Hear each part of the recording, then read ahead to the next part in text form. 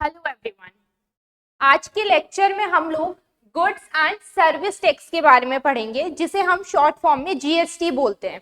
तो आज हम इसका सिर्फ एक बेसिक इंट्रोडक्शन देखेंगे कि जीएसटी होता क्या है, जीएसटी किस तरीके से लाया गया, क्या उसका प्रोसीजर रहा, क्या क्या उसके फीचर्स हैं, उसके एडवांटेजेस क्या होते हैं, डिसएडवांटेजेस क्या क्या होते हैं।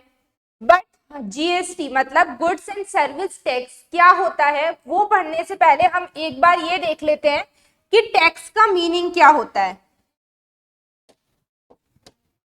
तो टैक्स क्या होता है? A tax is levied by the government on individuals और कंपनीज। टैक्स क्या होता है? जो गवर्नमेंट लगाती है इंडिविजुअल्स पे भी और कंपनीज पे भी, to meet the expenditure which is required for public welfare. Government tax क्यों लगाती है? ताकि पब्लिक वेलफेयर मतलब पब्लिक के लिए जो भी करना है उसके जो खर्चे हैं वो पूरे कर सके। जैसे गवर्नमेंट हमारे लिए स्कूल्स बनवाती है, हॉस्पिटल्स बनवाती है, रोड्स हो गई, ऐसे बहुत सारी चीजें होती है जो गवर्नमेंट करती है पब्लिक के लिए। तो उसके लिए वो पैसा कहाँ से लेगी? उसके लिए वो पैसा लोगों से ही लेती है। तो जैसे लोगों को टैक्स देना पड़ता है, वो उस टैक्स को क्या करती है? इन पब्लिक वेलफेयर, इन चीजों के लिए यूज में लेती है। अब टैक्स भी दो तरीके के होते हैं। फर्स्ट टाइप कौन सा होता है? Direct tax. एक होता है इनडायरेक्ट टैक्स।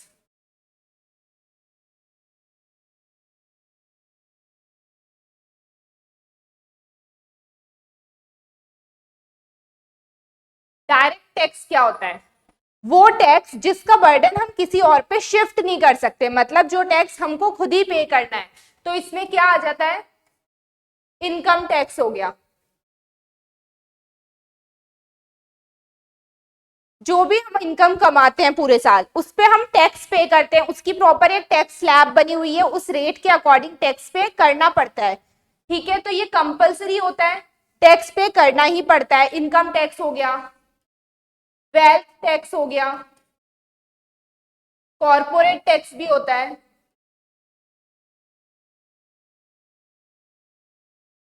तो ये सब किसके अंडर में आ गए?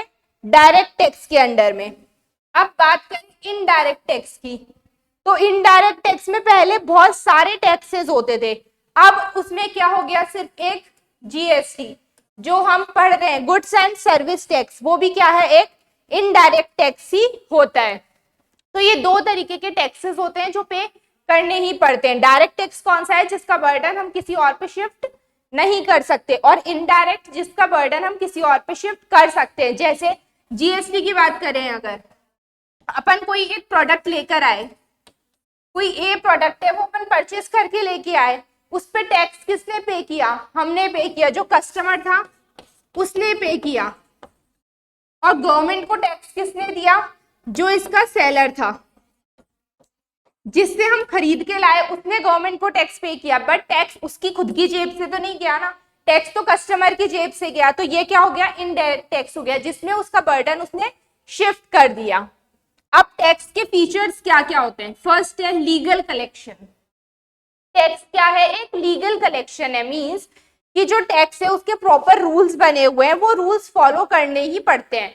जो गवर्नमेंट है वो भी अपनी मर्जी से कुछ भी नहीं ले सकती, उनके पास भी एक रूल्स होता है, वो रूल्स सबको फॉलो करने पड़ते हैं, हम अपनी मर्जी वहां पे नहीं चला सकते। सेकंड, पर्सनल ऑब्लिगेशन है। टैक्स एक पर्सनल ऑब्लिगेशन है, जिसका टैक्स है उसको पे करना ही पड़ेगा। वो ये नहीं बोल सकता कि नहीं मेरा तो मन नहीं है, मैं तो टैक्स पे ही नहीं करूंगा। कंपल्सरी कॉन्ट्रीब्यूशन, कंपल्सरी होता है टैक्स पे करना, अगर आप टैक्स पे नहीं करते हो तो उसके लिए पनिशमेंट भी मिलती है।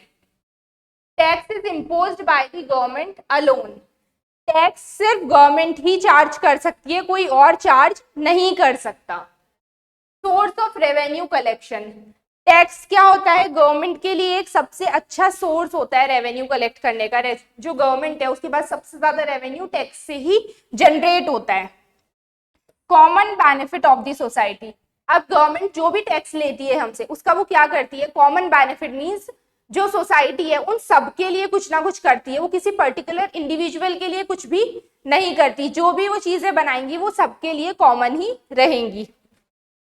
नेक्स्ट है benefit is not a condition. अब ऐसा नहीं है कि हम अगर टैक्स पे कर रहे हैं तो हम इस कंडीशन पे कर रहे हैं कि जो गवर्नमेंट है वो भी हमें कुछ ना कुछ उसके बदले में देगी, ऐसा नहीं होता। टैक्स पे करना हमारा कंपलसरी ऑब्लिगेशन होता है, मींस टैक्स तो हमें पे करना ही पड़ता है, उसके लिए हमारे पास और कोई ऑप्शन नहीं होता। बट हम इस कंडीशन पे भी नहीं करते कि गवर्नमेंट उसके बदले हमारे लिए कुछ करेगी ही करेगी, वो उनकी मर्जी है, वो करना चाहे तो करे, नहीं करना चाहे तो नहीं करेंगी। बट जैसे फीस हो गई, फीस के बदले हम किसी चीज की फीस पे करते हैं तो उसके बदले हम कोई ना कोई सर्विसेज भी लेते हैं, वहां वैसे ही टैक्स में ऐसा नहीं होता, टैक्स हमको पे करना ही पड़ता है। तो ये तो हमने देख लिया टैक्स के बारे में। अब हमारा जो मेन टॉपिक है वो क्या है, गुड्स एंड सर्विस टैक्स क्या होता है। GST refers to goods and service tax which has been brought in with an intention to replace the current tax structure। पहले हमारा जो टैक्स स्ट्रक्चर था वो बहुत ज्यादा कॉम्प्लिकेटेड था, बहुत ज्यादा टैक्सेस देने पड़ते थे, तो उसकी जगह पे अब क्या लेकर आया गया, GST। सिर्फ एक सिंगल टैक्स ही हमको पे करना पड़ेगा। It is an indirect tax. GST भी क्या है, एक इनडायरेक्ट टैक्स है।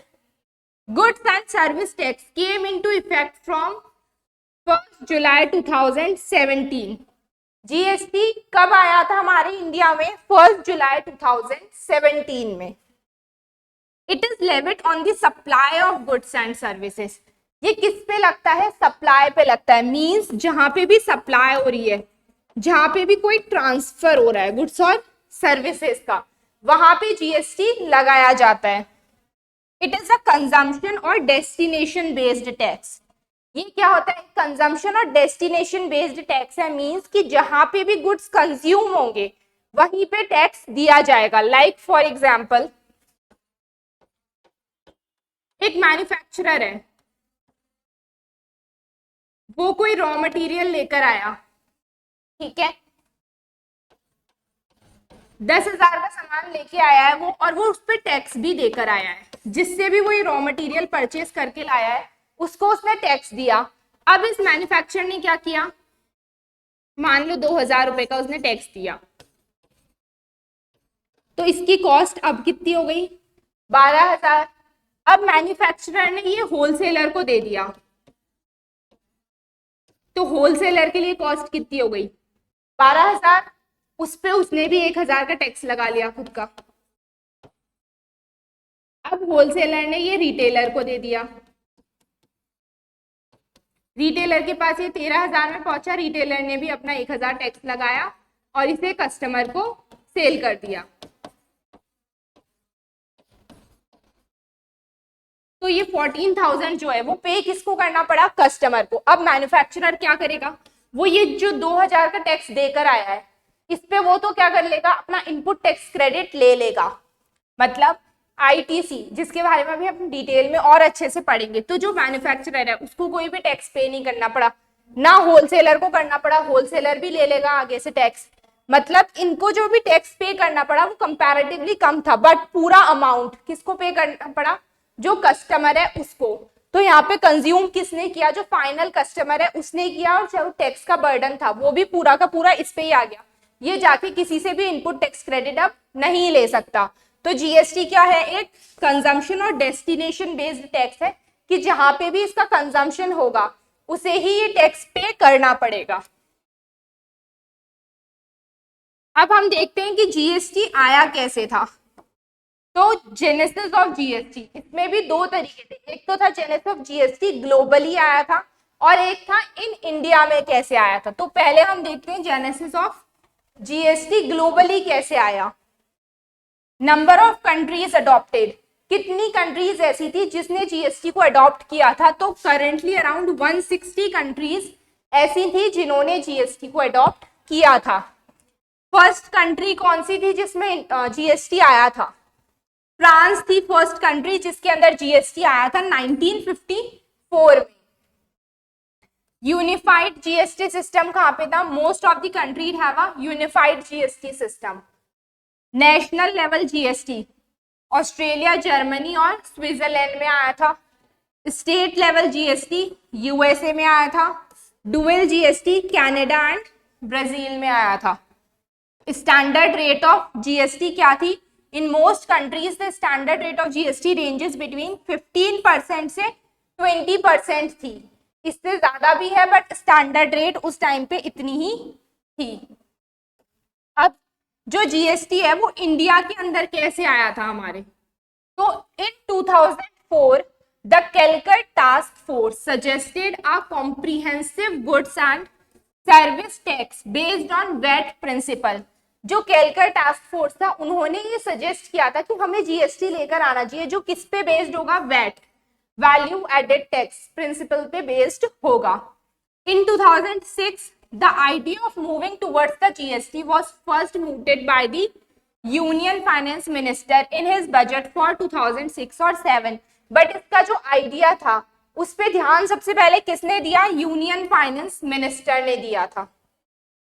In 2007, the empowered committee of state finance minister had been formulated। उसके बाद 2007 में एक कमिटी बैठी थी। 2019 में the empowered committee of state finance minister released its first discussion paper on GST। नवंबर 2009 में ये स्टेट फाइनेंस मिनिस्टर जो कमिटी थी इन्होंने अपना फर्स्ट डिस्कशन पेपर लॉन्च किया था। 2011 में 115th constitution amendment bill introduce but not passed. Bill मतलब इंट्रोड्यूस तो हो गया था लेकिन उस टाइम पे ये बिल पास नहीं हो पाया था। तो मतलब जीएसटी हमारे यहाँ आया तो 2017 में था लेकिन इसकी प्लानिंग बहुत पहले से ही की जा रही थी। 2014 में the constitution bill was introduced in the 16th Lok Sabha. 19 दिसंबर 2014 को इंट्रोड्यूस किया गया था ये बिल। उसके बाद 2015 में the constitution amendment bill was passed by Lok Sabha in May 2015। फिर उस बिल को लोकसभा ने पास कब किया था? मई 2015 में। 2016 में the bill with certain amendment was finally passed in the Rajya Sabha and there after by Lok Sabha in August 2016 में उस बिल को फाइनली पास किया गया था राज्यसभा ने और उसके बाद लोकसभा ने। देन फाइनली 2017 में a 22 members select committee was formed to look into the proposed GST law। एक 22 मेंबर्स की कमेटी बिठाई गई थी जो ये जीएसटी लॉज के बारे में देख रही थी। State and union territory of India, India के जितने भी स्टेट और यूनियन टेरिटरी थे एक्सेप्ट जम्मू एंड कश्मीर को छोड़ के बाकी जितने भी स्टेट और यूनियन टेरिटरीज थे उन्होंने जो जीएसटी था उसको कब इम्प्लीमेंट कर लिया था? 1 जुलाई 2017 में। और जो जम्मू एंड कश्मीर था उन्होंने कब किया था? 7 जुलाई 2017 में जम्मू और कश्मीर में भी जीएसटी लागू कर दिया गया था। तो कभी कभी इसके ऊपर भी क्वेश्चन आ जाते हैं कि जीएसटी किस तरीके से हमारे इंडिया में आया था। नेक्स्ट है फीचर्स क्या क्या थे जीएसटी के। Applicable on supply. अभी हमने देखा था जीएसटी सप्लाई पे एप्लीकेबल हो रहा था, जैसे मैन्युफैक्चरर से होलसेलर के पास में सप्लाई गई तो उस पे जीएसटी लगा, जो होलसेलर था उससे रिटेलर के पास, फिर उससे कस्टमर के पास, ऐसे जीएसटी जो था वो ट्रांसफर होता गया और उसका क्रेडिट भी उन्हें मिलता गया। पहले क्या होता था, गोडाउन से सामान निकला तो जीएसटी जो टैक्स थे वो लग रहे हैं, उसके बाद आगे आगे जैसे जैसे चलता था तो टैक्सेस लगते जाते थे। बट जीएसटी के बाद आने के बाद वो सिस्टम हट गया था। मतलब पहले क्या होता था, अगर कोई कमोडिटी 10,000 की है, ठीक है, तो पहले उस पे जैसे एक्साइज ड्यूटी लग गई,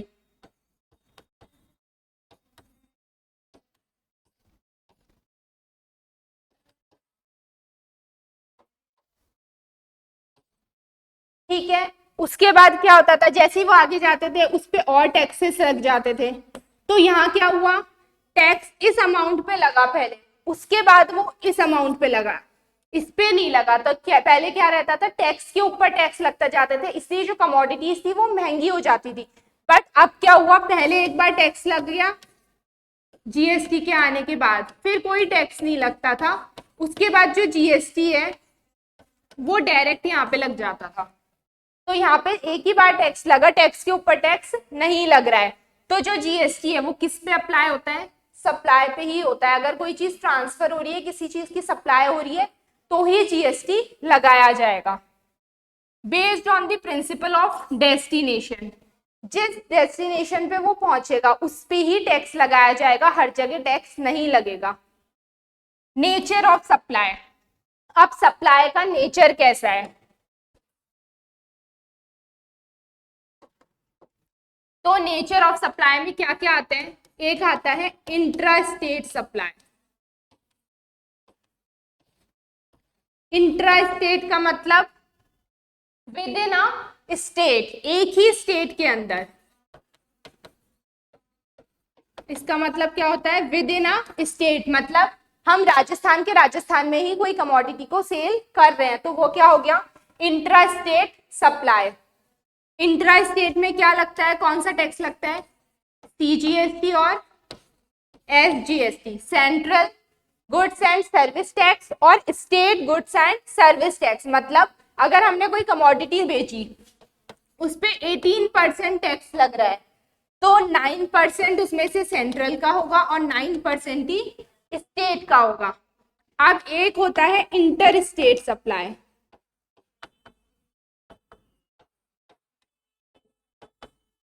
इंटर स्टेट मतलब दो स्टेट के बीच में, तो इस पे क्या लगेगा? IGST, integrated goods and service tax. इसके अलावा आता है इंपोर्ट और एक्सपोर्ट, वो हम अभी आगे देख लेंगे इंपोर्ट और एक्सपोर्ट पे क्या होता है। तो इन दोनों में कंफ्यूज नहीं होना। इंट्रा स्टेट का मतलब जो एक ही स्टेट के अंदर हो रहा है, सिंगल स्टेट, हमारी कोई स्टेट है उसी के अंदर हो रहा है, और इंटर स्टेट जो दो स्टेट्स के बीच में हो रहा है, जैसे राजस्थान हो गया, पंजाब हो गया उनके बीच में, या हरियाणा पंजाब हो गया उनके बीच में हो रहा है। Next dual GST. GST system कैसा है? डुअल है, मींस कि जो भी हम कमोडिटी बेच रहे हैं उस पे दो टैक्स लग रहे हैं। एक टैक्स किसके पास जा रहा है? सेंट्रल के पास, और एक किसके पास जा रहा है? स्टेट के पास। ट्रीटमेंट ऑफ एक्सपोर्ट्स, एक्सपोर्ट को कैसे ट्रीट किया जाता है? एक्सपोर्ट पे जो टैक्स लगता है वो होता है जीरो रेटेड टैक्स।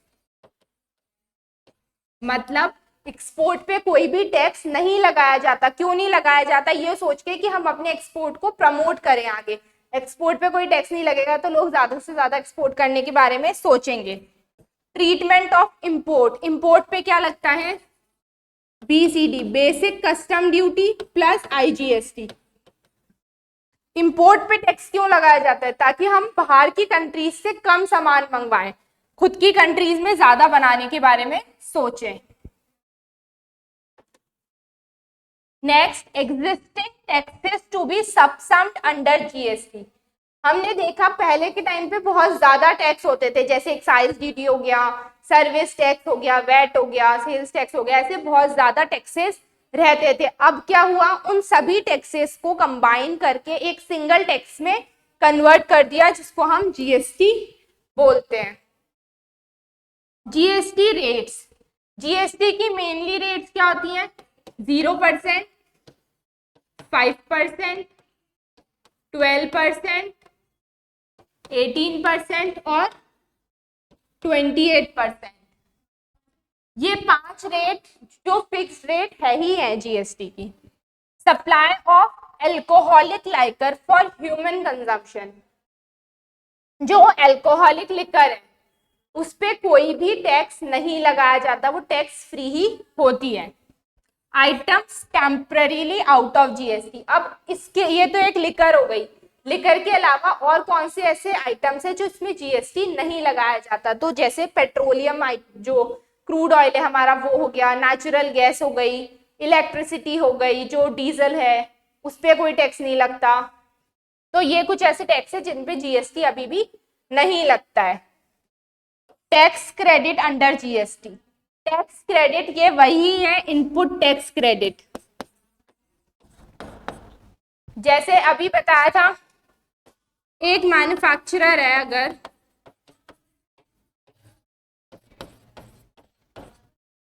वो इस पे 2000 का टैक्स देकर आया।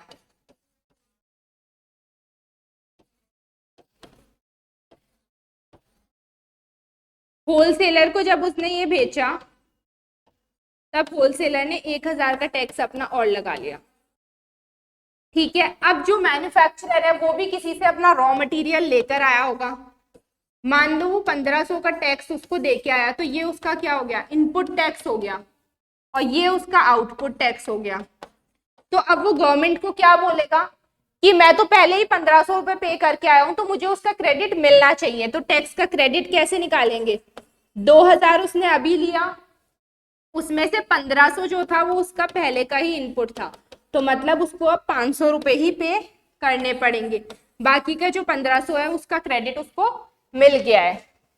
रजिस्ट्रेशन अंडर जीएसटी, जीएसटी के अंदर रजिस्ट्रेशन करने का कुछ लिमिट होती है, जैसे 40 लाख हो गई, 20 लाख हो गई और 10 लाख का टर्नओवर हो गया।